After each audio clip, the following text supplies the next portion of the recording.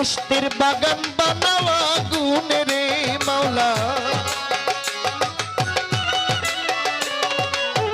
বেহেশতের বাগান বানাওয়া গুনে রে, কবুল করো তোমার পাগলারে, কবুল করো তোমার দাসী রে।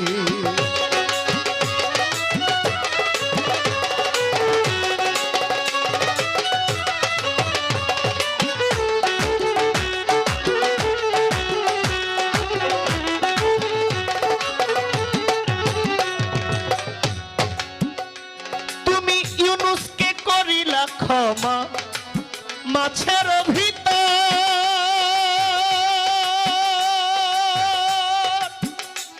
নবী মুসাকে করিলা দয়া পূর্ণ কহুত, তুমি ইউনুসকে করিলা ক্ষমা।